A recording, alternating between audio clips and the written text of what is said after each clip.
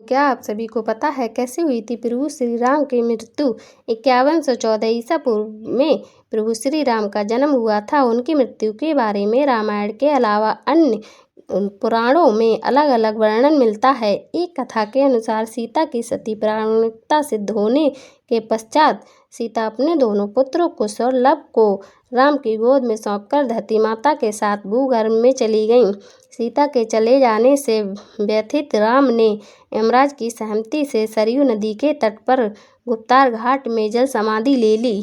एक अन्य कथा के अनुसार हनुमान जी को अयोध्या में अनुपस्थित देखकर यमदेव ने नगर में प्रवेश किया और एक संत का रूप धारण कर वे राम के महल में पहुंच गए।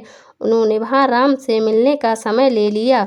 जब संत वेश में यमराज श्री राम से मिले तो उन्होंने दोनों के बीच में की वार्ता को गुप्त रखने के लिए एक शर्त रखी कि यदि हमारे बीच में कोई आएगा तो द्वारपाल को मृत्युदंड दिया जाएगा। राम ने वचन दे दिया और हनुमान जी की अनुपस्थिति में लक्ष्मण को द्वारपाल बनाकर खड़ा कर दिया।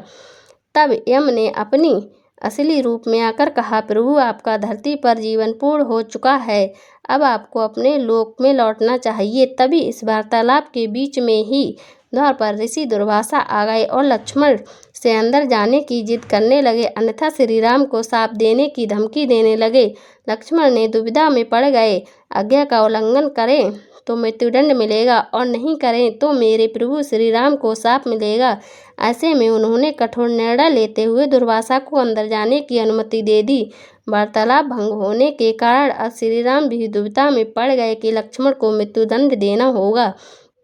उन्होंने ऐसे में लक्ष्मण को राज्य निकाला दे दिया, लेकिन लक्ष्मण ने अपने भ्राता के वचन को निभाने के लिए राज्य से बाहर जाने के बजाय सरयू नदी में जल समाधि ले ली।